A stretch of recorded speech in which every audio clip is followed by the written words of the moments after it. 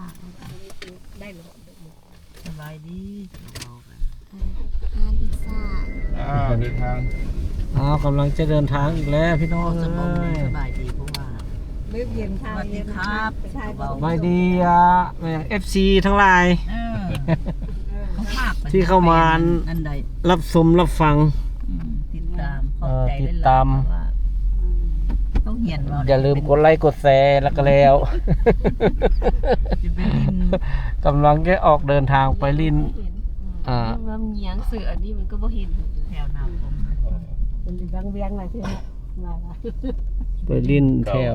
สิได้เกาะสิไปนี่นะบ่าวก็บ่อนหวานเนี่ยซันตาลูซาพุ่นเลยออกไปซันตาลูซาไปฟอตโก้บ่อนฟอตโก้เจ้าน่ะโอ้ไปลายบ่อนไปนาป้าไปสิได้บ่อน้ำร้อนน้ำอุ่นสิได้ยังไม่รู้ฝนตกแห้งซื้อ200แล้วนี่กิติบ่ได้แต้มเอาตอนมาตอนนั่นสวยบ่พี่น้องท้องฟ้าบ่ตกสมบัติปิดอะไรแล้วป้อมอยู่หั่นบนอันเสื้อจังซี่เด้อให้เรามื้อนี้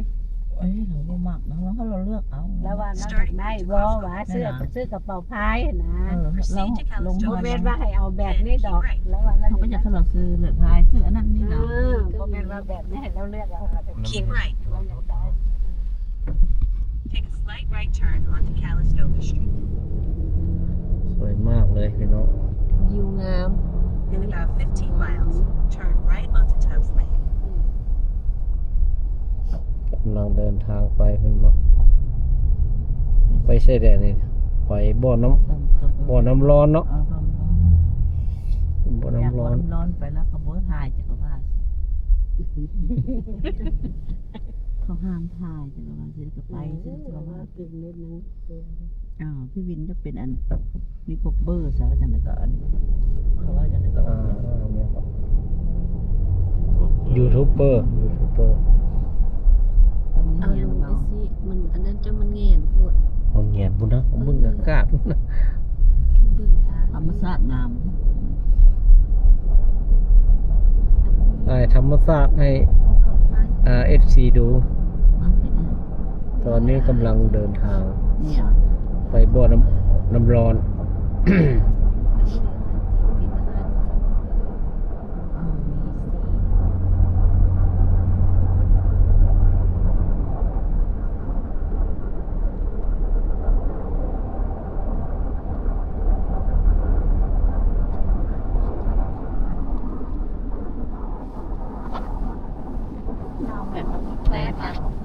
ก็ดีบอกค่ะบอกคือนอนน้อยสายน้ำเด็ดน้ำมองเตะเหรอมันข้ามตลาดลงไปห้วยน้ำก่อนมีปลามีอันไหนห่วงค่ะนะโอ้มีเอาให้กบห่วงว่าการนี้นั่นเขาจับเนาะเฮ้ยเขาไม่ได้จับการลบกินได้ธรรมชาติลองเวียงเชียงขวางพี่น้องเหมือนบ้านเขาเลยเหมือนเชียงขวางธรรมชาติตัวน้อย2 3มือจ้างกบเนี่ยตัวแค่ตัวว่าเป็นห้องที่มีส่วนองุ่นเขาตะยานที่เราเห็นนี่ตะยานแล้วก็เห็นบ้านเห็นเขาลงเฟซเกาหลีขนาดไม่เอาปูเอาปลาเอาแถวกับไม่แม่อีแม่นะส่วนประธรรมชาตินั้นเขาเก็บเห็ดเก็บนั่นอยู่นั่นกับเมียอยู่ห้องกินเย็นอเมริกาผู้ใดอยากได้เงินแล้วมานี่คาสิโนผู้ใดอยากได้เงินก็มาในคาสิโนรถทางเรากำลังบอกตามธรรมชาตินะแบบเชียวๆเลยอย่างแค่เสียงอีแปลงกับล้มกันมันเจ้าก็ได้ยินเสียงนั้นบ่เป็นยังให้เสียงเข้าไปหลายๆคนรถนี่มีม้ามีกวางภูผาป่าไม้โอ้ยเสียงขวางหลวงพระบางงามกว่าเสียงขวางหลวงพระบางบ้านเราอีก กำลังเดินทางพี่น้อง สัมนี่เจ้ายังเรียนเมื่อวานนี่เราไปเลาะน้ำมีได้เลย มันบ่คนบ่ซอก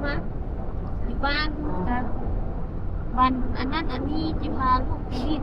อีกผู้อื่นบ่ได้ไปเขาลูกเขาก็สวัสดีกัน แต่แม่น่ะ จะสวัสดีแม่แล้วแม่ก็บอกว่า ไปวันเทศกาลมันรถติดไปยากคุณนาแม่พาไป มันบ่มักรีบนักเที่ยวติวันหยุดแล้วก็พักบ่บ่การป่าขาดอนพี่น้องเอ้ย ไป สวยงามหลาย เตรียมภูขึ้นผาแล้ววันนี้นะ กำลังจะขึ้นภู เคยเห็นต้องกระบะ ขึ้นภูเบี้ย ถูกต้องรัก ขึ้นภูเกาลัด ก็หลับอ่ะ เสียงขวาง เทียบใส่บ้านเรา บ้านเราอยู่ก็หลับ ตัดมือ ตัดเลยกาที่เมืองนั้น ภูเก้าลักเอิ้นว่ามันกระตีนภูขึ้นไปหาจอมภูเก้าลัก เกาลัดกิ เก้า โล ลักนะแล้วขึ้นภูจังซี่แหละ ได้ไปหลาย ขึ้นไปหัวกระบางนั่นนะ เราไปมาคือว่าในที่กายจำมันโลก เก้าลัก โอ้คุณน่ะมีน้องปลาพี่น้องเอ้ย ตามไปนี่นะ12 โมง 2 นาทีตามภูนี่เป็นสีไทยนี่นะนี่จะใส่สีครับได้ดอกบัวปุ๊บปุ๊บ โอเคมันนี่ ไปได้สบาย หอดไป เป็นภูน่ะมีแต่น้ำหมอกมีแต่อันนั้นพูดพี่น้อง ต้องพากคอย ปลาทางหน้า ไป ปะ ก็ ถ่าย ในโต ถ่ายไป อัน ตา นั้ ม น ทาง ต้องสัตว์ต้องตายอยู่เลย บ่จะเอ็ดป้าเห็นบ่เอ็ดจักเทื่อ จับซื่อๆแล้วบัด บ่แปลงเฮ็ด พลาดเอา อ๋อจับได้ไหมให้เท่าเลนไปเท่าวินท่านกับ หาเพิ่นอยากให้เจ้า ถ่ายทางท่านถ่ายไป ถ่ายบนทางนะ ถ่ายข้างๆถ่ายข้างหน้าถ่ายข้างในก็ถ่ายรถ จะเฮ็ดจักเทื่อ ว่าจับกล้องอยู่นี่ตำรวจติดคอแล้ว โอ้ปลา เพิ่นเราให้เขาจับ เราถ้าเป็นดาราได้อยู่สิเป็นผู้ถ่ายเห็นไป เราถ่ายผู้เศร้านี่ละ ทางนี้มันอันนั้นเนี่ย เราถ่ายผู้เศร้านี่แล้วมัน ทางนี้ป้านั่งอยู่มันจะเห็นทาง อืม ทาง จับจังซี่นี่ เออแม่นเอ้า จับจังซี่นี่สมอง เออ แปลงเป็นผู้บอก เออนั่นล่ะ เบิ่งเอาจะเป็นถ่าย แล้วจะปุ๊บมาปุ๊บบินมาละ เมาสิออก ป้านี่ล่ะป้าป้าบ่มากูบินเนี่ยนี่แม่แอดก็อีแปลง ให้ เพิ่น เรา ล่ะ วางไว้ เอาวางบ่ได้ น้ำบ่ได้หรอ แล้วเอามาพี่ซะนะ จับ เอ ซี่ อป้าจับไปนะ จังซี่บ่ จับมาโอเคเอาเห็นมันเป็นตะหัวรถเลย เฮ็ดจังได๋ซั่น เอามาพี่ แหมก็ยังว่าเพิ่นจังซี่ ทางก็ไปเห็นตะหัวรถ พอดีแบบนี้แบกจับ จ้า ก็ได้ว่าจับไม้กับ คือถ้ากินตันเขามัน ได้เงินที่ซื้อหรอกจ้าแล้วก็ไม่ต้องมานี้ ตัดคลิปเองเหรอ ได้แต่เงิน ตัดต่อเอง ขาย ไม่ว่าเขาก็ตัดหรอ ถ่ายต่ำๆมัน เห็ ก็ นบอ ตั ก ด ว่า มาถ่าย ภูผานี่คือทางวังเวียง ทางด่วนวังเวียงมันเป็นผาเอาอันนี้ ซื้อจากเกาะซื้อจากเกาะ ไอ้วินที่ซื้อไอ้วินสนใจ อ๋อที่ซื้ออยู่ซื้อ เนื้อลิ้นใจไปทาย ไล่ไปโลดละไล่ไปเล นี่ ย ก็ซื้อไว้ก็ดีเลยซื้อไปมันไปใส่มันหอมแบบเท่าไปนะ ใช่เดี๋ยวนี้ล่ะอยู่ซื้อตาซื้อเป็ดปักเท่ากระเทศเป็นซื้อไส้ ซื้อเราถ่ายคู่มาแล้วจำนวนกลมเอาเดินเลยเนาะ มันก็เป็น ซื้อ เอาตั้งข้าง เห็นมันนี่มันนาก็เป็นกระลุมบอกว่าโทรศัพท์เนี่ยจับนี่มันนา เชื่อ จับไปจับมาก็เป็น ถ่ายเอาต้นไม้ต้นตอกมองกัน แล้ แล้ว ว สะอ้อนต้นไม้ จะไปเก็บเห็ดเพราะว่าเห็ดเป็นราคา ไปเก็บเห็ด แยกเบื่อจับหวังตัวบ้านตลาด นี่เขามากองเอาน้ำจะปลานี่บอดเขาจะกองน้ำกินนะ เด็ดน้ำมันจะ น้ำแร่ น้ำ น้ำ แร่ แร่พวกนี้ แร่ครับพี่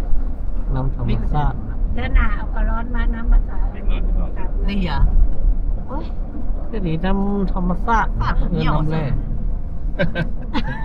น้ำแร่น้ำเมี่ยว เจ้าว่าน้ำแร่เลย มันบ่อันนั้นดอก อันท่อน้ำเขาบ่เปลี่ยนจากเพื่อมันมาแต่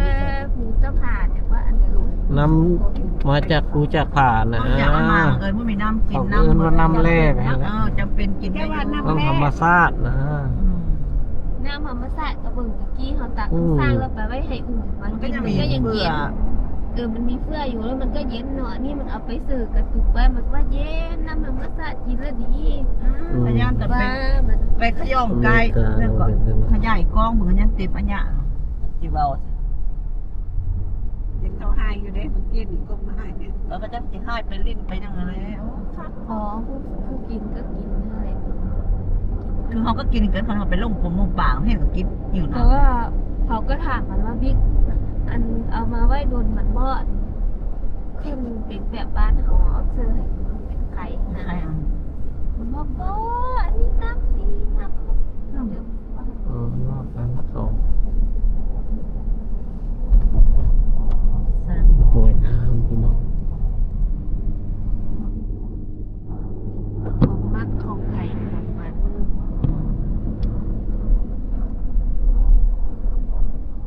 เอาขึ้นภูด้วยเนาะ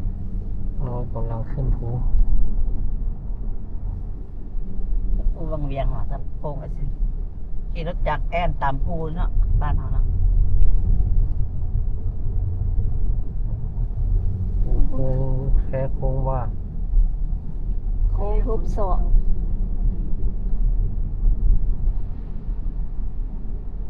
ปานนั้นอันนาติ้ง มาเหวพี่น้องมาเหว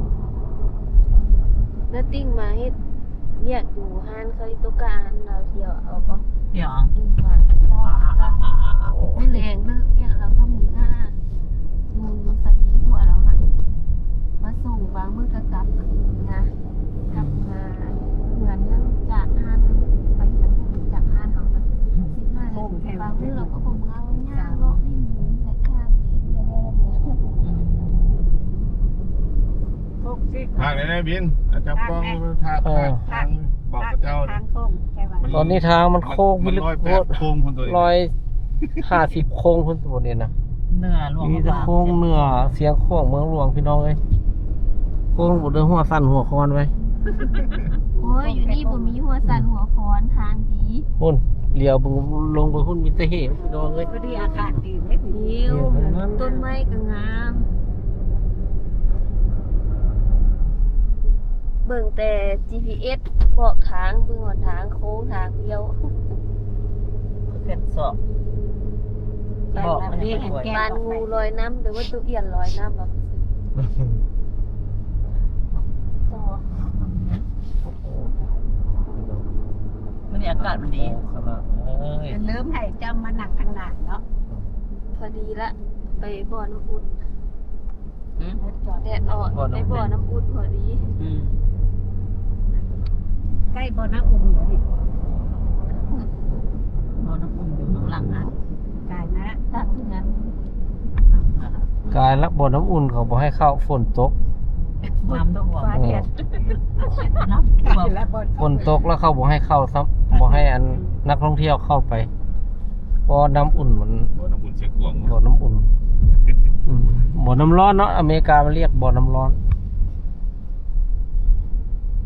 ได้ยินว่าจะไปเบิ่งของอัน ว่าจิไปเบิ่งอันนั้น